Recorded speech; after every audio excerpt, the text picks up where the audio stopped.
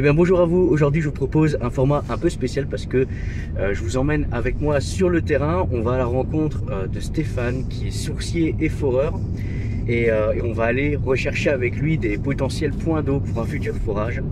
Et je me dis que ça va être assez chouette parce que ça va permettre justement de pouvoir découvrir un petit peu comment fonctionne le métier de sourcier, comprendre un petit peu les coulisses, et puis ce sera aussi l'occasion pour moi de pouvoir m'exercer et de pouvoir tout simplement voir si les différents signaux sont cohérents. Donc voilà, en tout cas je suis super content de pouvoir vous faire partager ça, un petit peu d'appréhension également, mais vous allez voir, ça va être super chouette.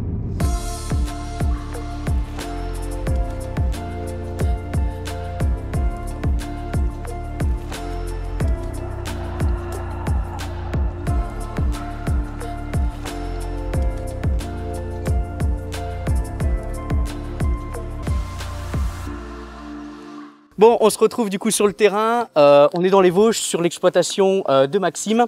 Et Maxime, en fait, toi tu as fait appel à Stéphane, c'est ça, pour faire une recherche d'eau, ouais. Je pense du coup pour sûrement ton élevage, non? C'est voilà, ça, c'est pour quel usage? C'est pour une utilisation agricole, donc c'est pour abreuver mes bêtes et puis nettoyage des bâtiments et toute la suite, quoi. Et toi Stéphane, du coup, tu es sourcier et foreur. Ce que j'aime bien, c'est que tu as les deux casquettes. Tu as la partie sourcier où tu vas apprendre, tu vas aller faire de la détection, de l'étude, de la recherche d'eau, et en même temps la casquette foreur où tu vas mettre les moyens de pouvoir exploiter justement l'eau que tu auras détectée avant, c'est ça? C'est exactement ça. En fait, je représente le groupe Hydromaestro qui comprend 2 sociétés de forage en Alsace et en Lorraine. On couvre à peu près l'ensemble de la région Grand Est.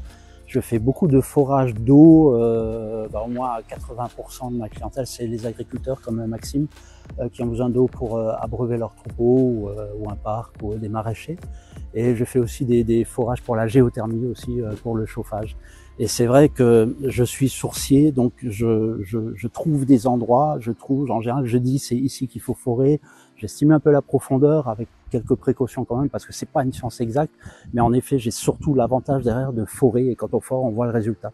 Donc on peut faire le rapprochement. En 10 ans j'en ai fait environ 300 de forages d'eau. Sur les 300 forages d'eau que j'ai réalisés, il y en a une petite vingtaine, 20, 21 je crois, où ça n'a pas marché. Je pensais trouver de l'eau là, on a foré, puis finalement il n'y en a pas eu. 300 points, 300 forages. Oui. Tu en as raté 20, oui. Et ça veut dire aussi que tu en as réussi du coup 280. Disons que j'entends plus parler des 20 que j'ai ratés que des 280 que j'ai réussi. Ce que je vous propose, c'est qu'on honore du coup tes belles performances et on va voir du coup sur le terrain, on va explorer puis on va voir ce que ça donne. Ça marche? Bon, alors ce qu'il faut savoir, c'est que Stéphane est déjà passé il y a quelques semaines ici pour faire la recherche de sources. Donc lui il sait où se trouvent la veine, et ce que je lui ai proposé, c'est que moi je m'y colle pour voir justement si j'arrive à la retrouver et si les signaux vont être cohérents. Donc voilà, on va voir comment ça se passe, ça colle pas, peu importe, on va simplement voir ce que le corps et ce que nos ressentis nous disent.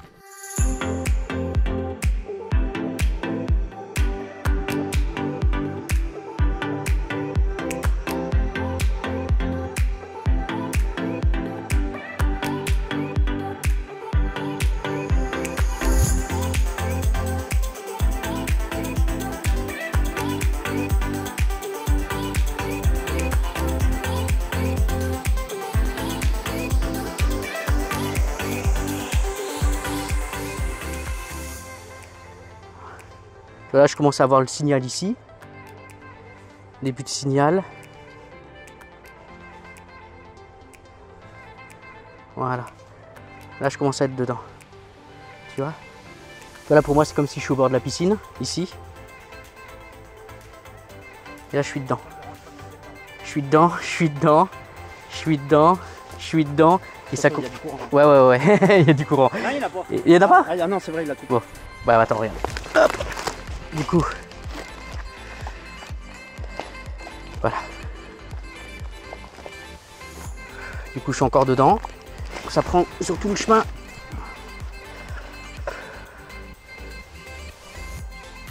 Voilà. Et là, ça se relibère assez vite ici. Ouais, voilà.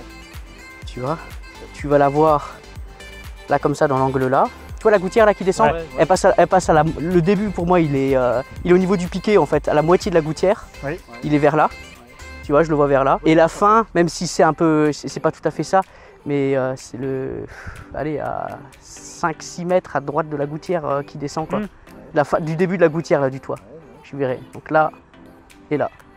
En gros, ça c'est à peu près les clôtures qui délimitent le terrain qu'on a parcouru. On est arrivé de là, les voitures sont là, on a le chemin d'accès, en gros c'est ça. Ici il y a la maison d'habitation et là, allez jusque là à peu près, il y a le bâtiment comme ça. Donc ça c'est le bâtiment où il y a les veaux et les vaches. Je suis monté ici, j'ai trouvé un premier point ici et finalement je l'ai retrouvé juste devant la maison, ici. Donc là on avait déjà 2 points. Donc en gros c'est la même veine d'eau, hein, elle fait forcément comme ça. Elle peut un peu serpenter mais c'est la tendance, quoi, hein. Donc en gros la veine d'eau elle fait un chemin à peu près comme ça. Voilà. Ouais, cohérent. Bah c'est la même, sûr. Ouais.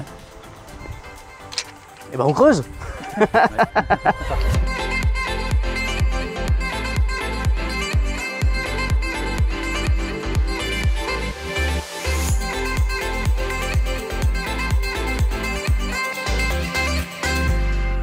Bon Stéphane, on a fait comme un super boulot ce matin. Moi ce que je suis content, c'est que du coup tes détections et les miennes sont plutôt cohérentes. Donc ça c'est plutôt c'est plutôt bon signe. Mais du coup voilà, on a tracé donc la veine où c'est qu'elle passe. Oui. Et maintenant comment est-ce que tu fais pour choisir le bon endroit? Pourquoi est-ce que tu forerais à cet endroit-là plutôt à 100 mètres ou à 200 mètres? Alors, comment tu choisis? Alors déjà, la première chose, c'est dans la mesure du possible de rester sur le terrain du propriétaire. On va pas forer chez le voisin. Ça se tient. Après, d'un point de vue purement technique, je pense que peu importe où on fore sur la veine, on devra avoir, je pense, le même résultat. Par contre, dans le cas d'un forage d'eau à usage agricole qui a des prélèvements plus importants qu'un particulier, lui, il est dans la tranche 1000 à 10 000 mètres cubes d'eau par an. Il est soumis au code de l'environnement. On fait faire un dossier d'hydrogéologue qui est validé par le département. Okay. Et là, il y a certaines règles à respecter, en particulier la distance du forage par rapport à tous les points polluants. C'est-à-dire le bâtiment d'élevage, une fosse, un silo, une cuve à fioul, tout ce qui risque de polluer. Il y a toute une norme. Il y a des précautions à prendre pour surtout préserver la qualité de l'eau souterraine. La règle de base, c'est d'être au minimum à 35 mètres de points tout polluants. Alors à 35 mètres des bâtiments et des futurs bâtiments. Des futurs bâtiments, ouais, donc ça nécessite aussi d'envisager quels vont être tes prochains... Un éleveur comme lui, pour l'instant, il a 30 vaches, peut-être qu'un jour il en aura 60, donc il devra agrandir son bâtiment. Ah ouais, donc il faut se projeter. Le bâtiment doit toujours rester au minimum à 35 mètres du forage. Donc s'il y a le forage qui se trouve derrière, il est coincé par ça, quoi, hein. Quand il demande le permis de construire, hein, ça ne passera pas. Donc là, l'idée, c'est de s'éloigner le plus possible des bâtiments. Oui, pour te laisser de la marge d'évolution. Moi, en gros, mon forage, je vais le mettre à une 50aine de mètres. Ok. La distance minimum, c'est 35, mais on va prendre une petite marge de sécurité, 50-60 mètres. Tu vois, moi, j'ai à cœur d'essayer de montrer aussi ce que c'est derrière le métier de sourcier. Et je sais que souvent, on va montrer la partie sympa, la partie un peu folklorique, tu vois, donc les baguettes, le pendule, les choses comme ça. Mais il faut aussi, et je pense, en tout cas, c'est le point de vue que j'ai envie d'avoir avec toi, de savoir, le métier de sourcier, est-ce que c'est que ça? Est-ce que c'est que du ressenti? Est-ce que c'est que du pendule? Ou est-ce que c'est que de la baguette? Ou est-ce qu'il y a autre chose? Non, on ne peut pas se fier à 100% juste au ressenti du pendule et de la baguette. Parce qu'il y a des éléments qu'on ne contrôle pas à l'avance, en particulier le type de géologie dans lequel on fore. Parce qu'il y a des endroits, rien que sur la région Lorraine, il y a au moins une vingtaine de géologies différentes qui sont référencées. Alors il y a des argiles, il y a des calcaires, il y a des grès, il y a des marnes, il y a des sables, il y a différents types. Avant d'aller à un endroit que je ne connais pas, la première chose que je regarde, c'est la cartographie, le type de géologie. Ça me dit déjà sur quel type de couche on va démarrer. Et par déduction, ça me donne aussi les couches qui sont en dessous et à peu près une approximation de l'épaisseur de ces couches. Pour faire simple, quand on regarde la géologie, comment je regarde la géologie avant d'aller quelque part, ça me dit déjà en gros si ça va être facile ou pas facile. Pour maximiser les chances de succès, il faut allier à la fois l'aspect scientifique, l'aspect rationnel, ce qu'on connaît des sous-sols, et l'aspect sensitif. Si tu prends qu'un des deux aspects, tu vas être à 80% peut-être du résultat. Et si tu prends les deux aspects, l'aspect scientifique et l'aspect sensitif, tu vas plus t'approcher des 100%. Je pense que les deux sont importants. Et des fonds la paire. C'est beau.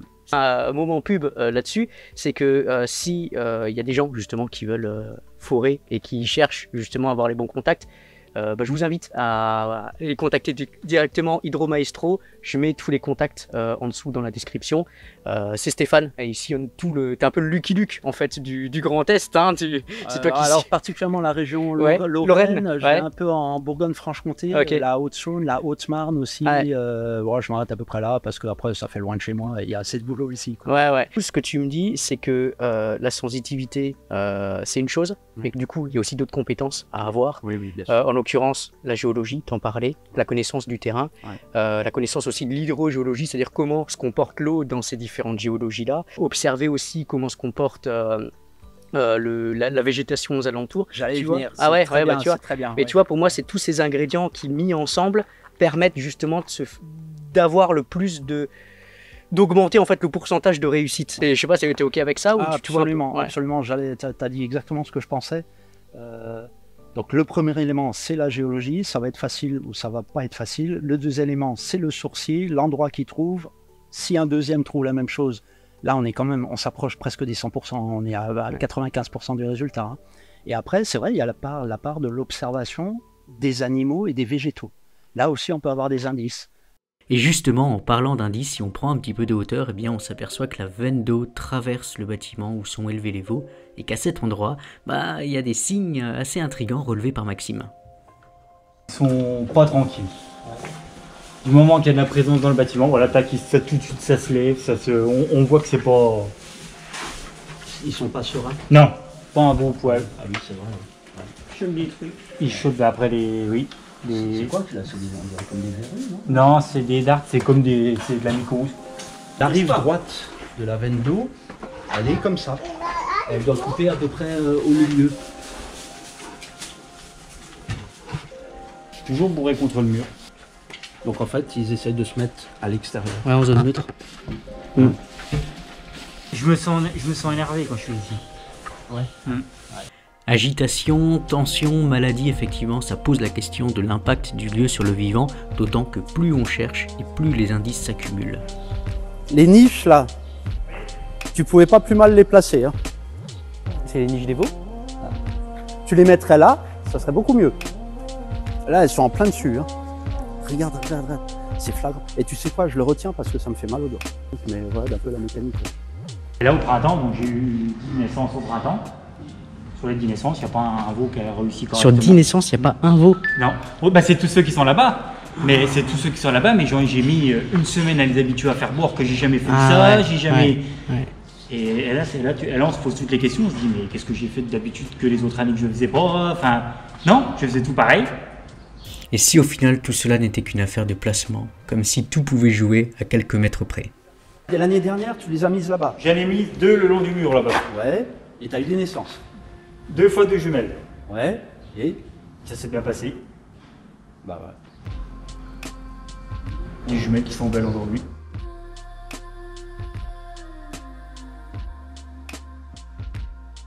Qu'on oublie, c'est qu'il y a tout ce qu'on voit visuellement et rationnellement, et il y a tout ce qu'on ne voit pas, mais qui est pourtant bien là et bien présent. Et ça, tu vois, nous, ça peut nous parler parfois, ça peut être un peu bizarre, mais les animaux, ils le captent. Et ça, on a oublié. On oublie qu'en fait, il y a des choses qui sont en dessous de notre sol, qu'on y est connecté. Et la question, c'est justement de pouvoir se remettre en lien avec ses ressentis, avec ce que l'on capte, et essayer d'aborder le monde depuis cet espace-là. Alors, c'est pas une science, mais mais en tout cas, c'est un angle de vue qui est intéressant et qui peut donner du sens parfois. Écoute Stéphane, en tout cas moi je suis super content que tu m'aies fait découvrir un petit peu comment fonctionne le métier de sourcier, qu'on ait pu aller expérimenter ensemble, c'était vraiment trop chouette et j'espère surtout qu'on aura l'occasion de faire l'épisode 2 et de pouvoir voir vraiment concrètement avec la foreuse, avec les machines pour voir vraiment comment est-ce que ça fonctionne et voir si à un moment nos pronostics vont être justes. J'ai hâte de voir, mais là, la balle est dans le camp de Maxime. Trop bien. Allez, merci. Merci. C'est cool. C'est chouette. Ouais, c'était top. Voilà, j'espère en tout cas que cette vidéo vous a inspiré, que vous voyez mieux aussi comment ça se déroule sur le terrain et dans les coulisses, la recherche de sources. Dites-moi en commentaire en tout cas comment est-ce que vous avez vécu les choses, votre ressenti, et me dire également si ce type de format vous plaît, vous inspire, et auquel cas ça me permettra aussi de pouvoir en faire peut-être d'autres et d'aller à la rencontre d'autres personnes qui sont justement dans ce goût de la sensitivité et du partage également. En tout cas, moi j'ai eu beaucoup d'enthousiasme et de plaisir à vous faire partager tout ça. Je vous dis à bientôt, c'était Guillaume, salut.